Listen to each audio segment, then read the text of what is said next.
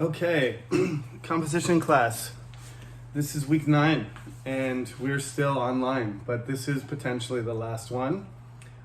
Next week we are going to do this in person.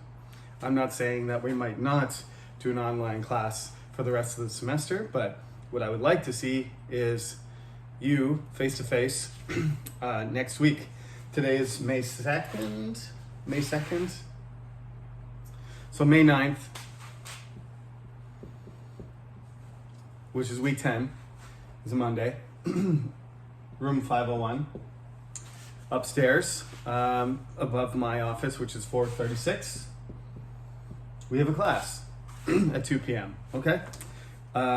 Like I said, it doesn't hurt this class as much to be online compared to, for example, the conversation class, because there's not as many things that you have to do through discussion and questions and answers. But certain aspects of the class, especially ones that are related to the exam, do require some speed and some coaching, I think, from myself. So it's good that we're going to have a month together before we do the exam, and we'll be able to do some writing activities and some timed writing, which of course the exam has a time limit, as I mentioned, so this is a really important thing for us to do.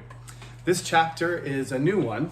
Most of the book is kind of recycled from the last 20 years. The new editions don't normally deviate from the model that they've been using, but this chapter is new, and it's good that they've added this sort of writing and this sort of framing of writing, not just writing itself, so that we can discuss how writing is involved in social media. Because if we only focus on academic writing or only topics that are related to academic things and ignore the reality of the power of social media, which is, I mean, there's emojis and there's pictures and there's videos and there's animated GIFs and everything.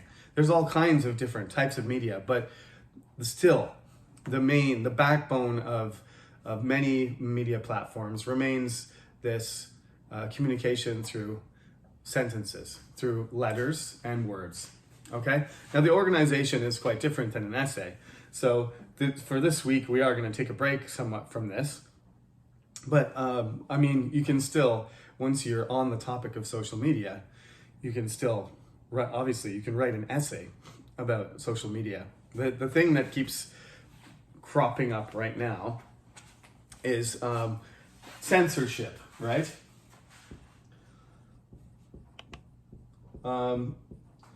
Versus freedom of speech.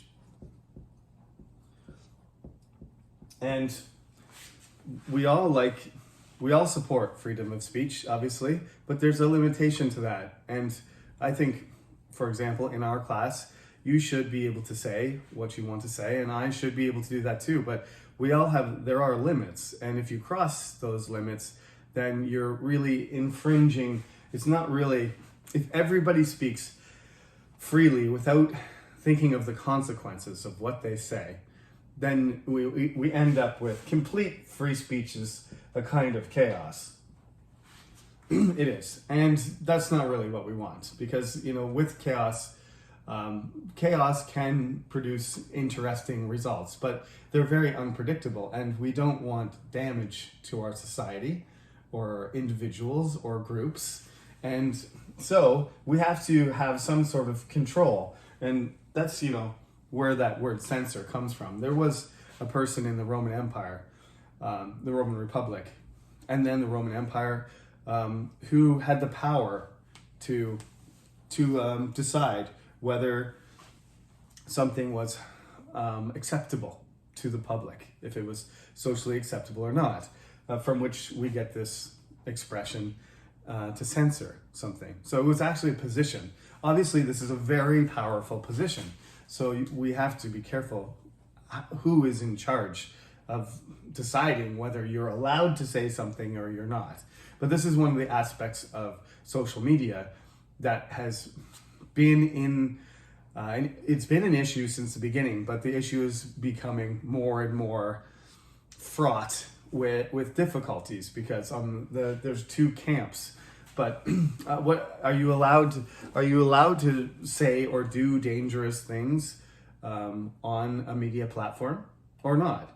Well, if you can't do it in public, right? If you can't do criminal activities on the street, you can't say certain things to people in public that are dangerous for them, that cause people harm. You shouldn't be able to do it on social media either. That's my attitude.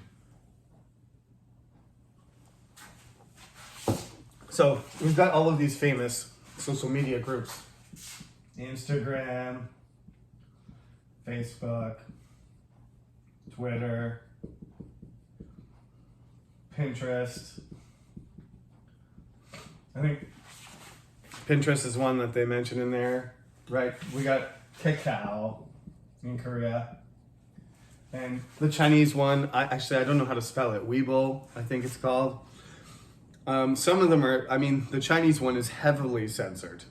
And for example, Twitter traditionally is not censored very much. People say all kinds of stuff on there. Now we have a person named Elon Musk who is buying Twitter, and he's going to have control over it. This is the media platform that started relying only on tweets, which were I think originally it was only 144 characters or something. You could only say something short. And if it was a way for people to comment, and for famous people especially, but anybody to get a small piece of information out there, it was just meant as like a comment.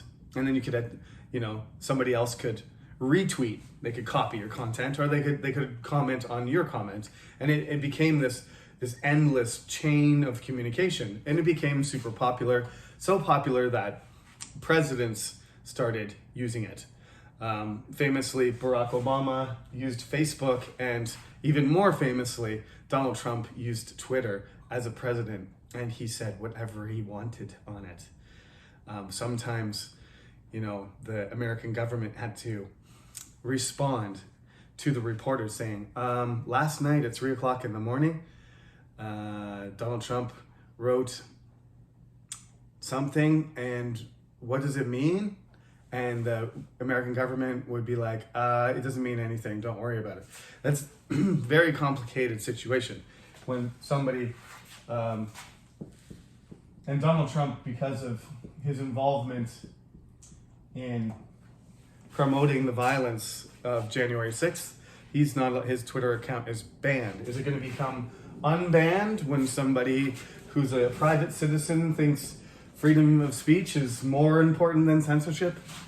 I hope not, but there's a possibility.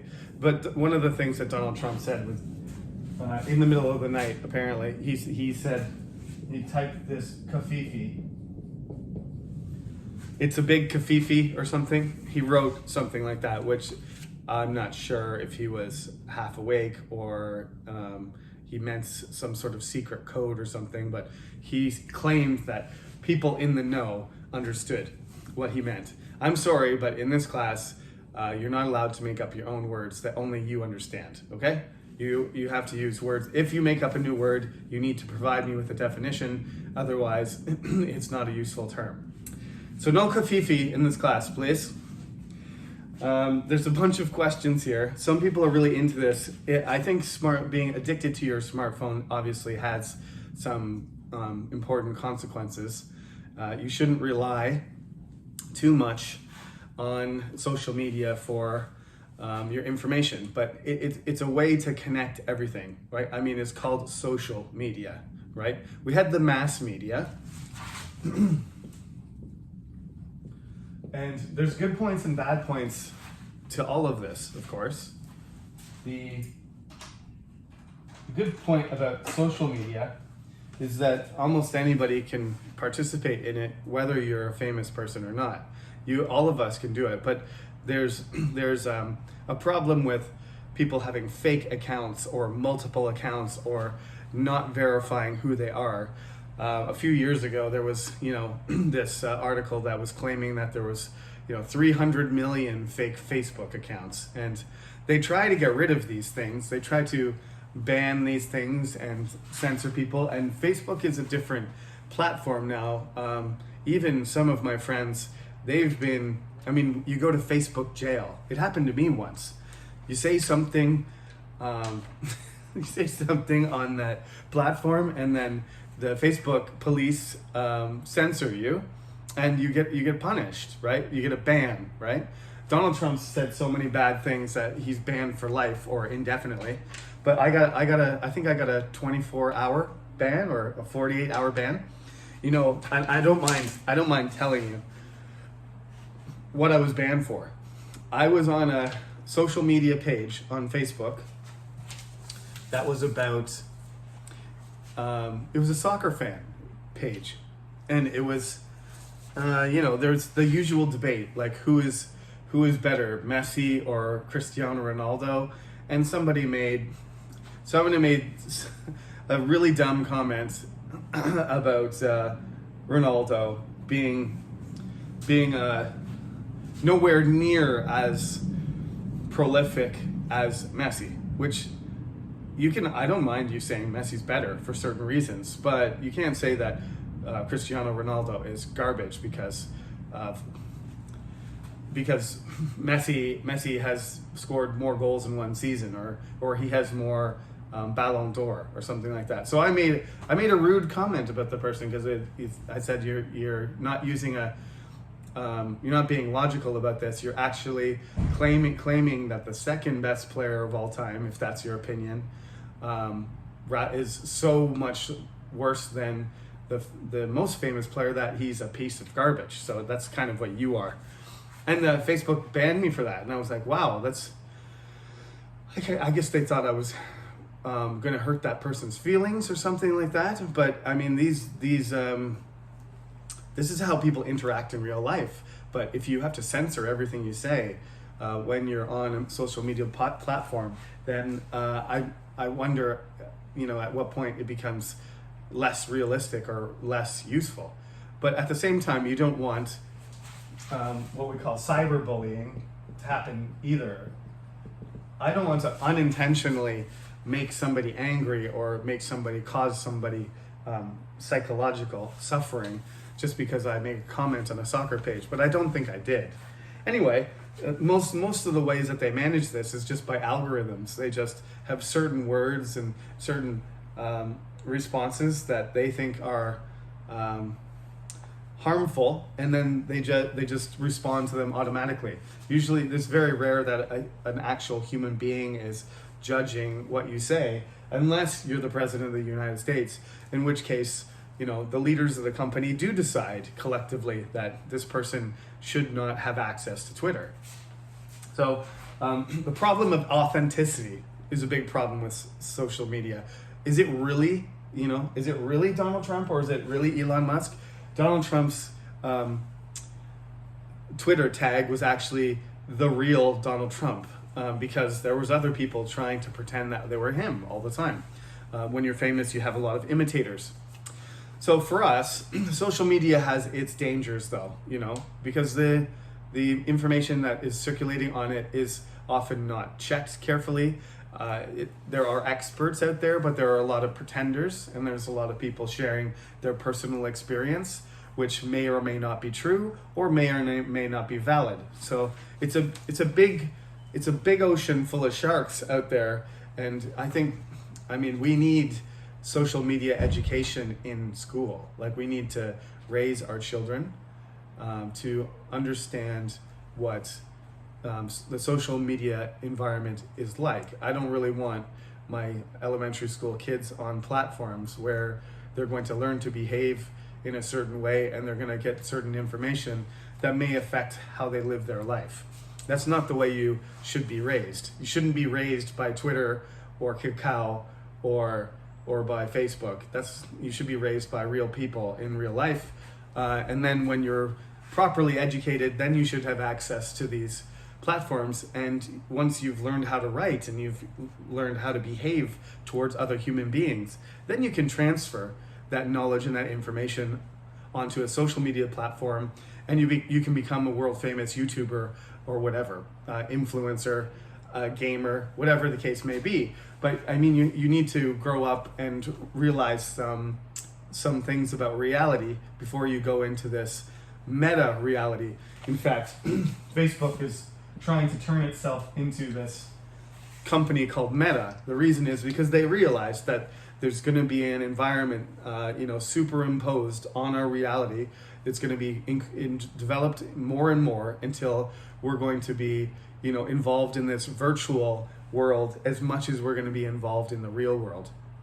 As scary as that may seem, almost like The Matrix, if you've seen that. I know that's a long time ago, but other movies like that where you plug yourself in, and the experience that you have in the program or in the virtual space is more real than the real world. Okay, so back to this situation. Mass media, there was always these channels and these ways of getting to people. The newspaper was revolutionary that way, because instead of, a messenger coming from another town with a scroll and saying, "Hear ye, there is a new king in the land. King Jeremy II is now king at Westminster." You wouldn't get any source of information like that. That's the official source. But usually things would just circulate by messengers and by word of mouth and by merchants. The communication networks were very slow. The newspaper, once the printing press, Gutenberg invented the printing press, and we started to be able to mass produce paper and books. Then we came up with this idea like, hey, we could make a news. We could put news on paper, and we could circulate it to everybody. And we could do it very quickly because we got these machines and these printing devices until they can, print thousands of copies, a day. So then you get these like monthly newspapers and pamphlets being printed, and then you get your weekly ones, and then you get the daily newspaper. The daily newspaper is born, and everybody gets their news that way. Now we have what? We have the internet, right? We have digital news. So it's a 24-hour thing. It's not a daily thing. It's not a hourly thing. It's a by the second, by the minute. We get information updates by the second. It's crazy. It used to take years for people to find out what happened on the other side of the world, right? Decades sometimes, right? Oh, the King Jeremy is dead? When did he die? 5 years ago. Oh, well, I'm sorry, I missed that one. Now, within minutes, this information can spread almost instantaneously. It can spread across the world. So you have to be careful not to be buried in this. And if you're writing in English and you're reading it in English, you need to practice so that you can engage effectively on social media, so that you can contribute to the environment of knowledge that's been created, and add to it, not detract from it or distort it. There's a lot of stuff, there's a lot of things that are happening out there. You probably know the word troll. Right? It's a person who's just out there to damage other people's reputations and to make fun of people. They're trolling. They're not adding anything. They're just like a troll under a bridge, waiting to trap other people and to disrupt their plans and to make them, to cause some damage, to cause some trouble. That's what a troll is. I'm trolling you. Just making your life difficult. So we're not here to do that. We're not practicing how to troll. What we're practicing how to do is to, apply some of the concepts of the class, like brainstorming and process writing and peer reviewing, fact checking, make sure that the information that is being shared is legitimate, right? There's a certain amount of editing and there's a certain amount of legitimacy that we need to maintain our behavior, to maintain society's integrity. If you just don't like what's going on right now, for example, in Russia, in terms of how the state is managing their social media, is that they're not getting accurate information. They're being fed certain stories, and this is what the mass media used to do too. Like if you own all the newspapers, if you're a rich person and you own all the newspapers, you can dictate what the newspapers say. Everybody knows about this in Korea too. You've got your different newspapers. Chosunilbo is conservative, and Dongailbo is this and that, and when they publish their stories, it's always going to be a certain perspective. It's going to be from a certain perspective. And they're going to be more critical of certain people because the ownership influences how the writing is done. This is a kind of journalistic reality. And the mass media has this problem. If you're going to watch Fox News all the time, you're going to get a lot of positive things about Republicans, and you're going to get a lot of negative things about Democrats. No matter what happens, it's not going to change, that doesn't make sense. Trying to be less biased, trying to be more objective is part of academic writing, and you should take that attitude into mass media, social media, and the news, and you should be skeptical, right? You should understand that everything that you read, everything that is written, is done for a certain purpose, and it's not unbiased, independent, uninterested information. So, next week we'll do this, though. We have a ton of activities to do. I don't even think we'll do a chapter next week. We're just going to do a variety of different writing exercises because we haven't done any together, and I've refrained from doing homework over the midterm. So I think it would be a good idea for us to just next week do some writing exercises just to practice and to get back into the swing of things, and stay away from the homework for one more week so you can recover from your midterms. This is what the social media paragraph says. Before you start writing or reading, you have to ask this question. How many social media sites and messaging apps can you name? Okay, I started doing that. There's more. How many social media accounts do you have? I'm not sure exactly, but I think at least 5. How often do you post or message with social media? What kinds of things do you post? These are very relevant things, and you should examine them, and you should wonder how much of your time are you consuming if you have that. I don't use Instagram, and I don't use Twitter.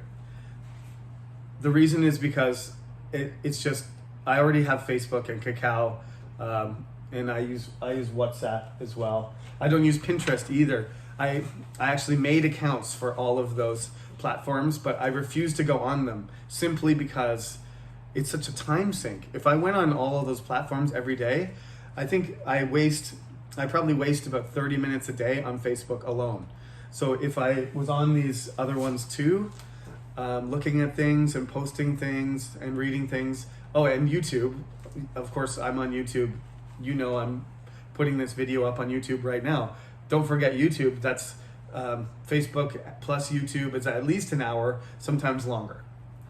If I had all those other ones active as well, I could be involved in social media for 4 or 5 hours a day. And I can tell you, I'm a PhD student, and I'm a professor, and I have a family. One of those things would have to go. That would mean I would be involved with social media all the time and not talk to my children, or I would be in social media all the time and I wouldn't be teaching classes. I would be an absent professor, or I would be failing my seminars. So something's got to give. I already don't have enough time to do the things I need to do, like exercise and work in my garden and sleep.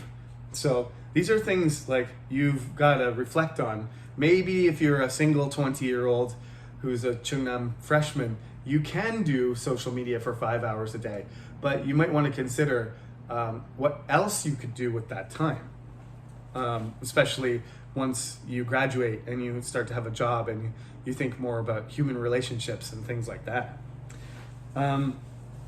We'll talk about this, like I said, in person next week. this is what this person says in the paragraph. I have a few different social media accounts, but to be honest, I don't use them very much. That sounds like me. In high school, I used to check social media once or twice a week. There was really no social media when I was in high school, so I can't really speak to that. I couldn't keep up. When I didn't check a site for a few hours, long discussions happened without me. I felt frustrated and excluded. However, when I stopped logging in, I felt calmer. I still talk to my friends a lot, but I prefer talking in person or sometimes on the phone. I realize that I'm happier when I don't use social media. That is the danger too, is because social media moves at such a speed that you just quickly get out of the loop. You're out of the loop almost instantly. I find that with, especially with Kakao Talk, Koreans don't like it when you take too long to respond. And, so I respond, if I have my phone in my hand, I respond instantly. The only reason I don't respond is if my phone is not in my hand. And then it could be several hours. But normally people do expect you to respond nearly instantaneously, within 5 minutes. And if you don't respond within 5 minutes, they send another message like, where are you? What are you doing? Are you okay? And I think Korean culture operates on that, at that speed. So if you're the type of person who answers sometimes, it's very frustrating. You got to do one or the other. Like, be very slow at answering somebody or instantly answer. If you are inconsistent, then it frustrates the people that you are communicating with. Okay, so I'm gonna halt right there, and because there's so many things that we have to go back and do from page 20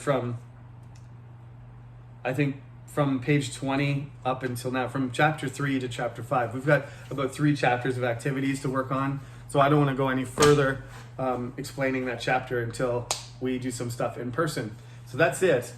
That's going to be our last online one. So I'm looking forward to seeing all of you and doing some writing in person. I think it'll be more fun and it'll be more productive. So I'll see you May 9th next week for in-person class. Have a good week.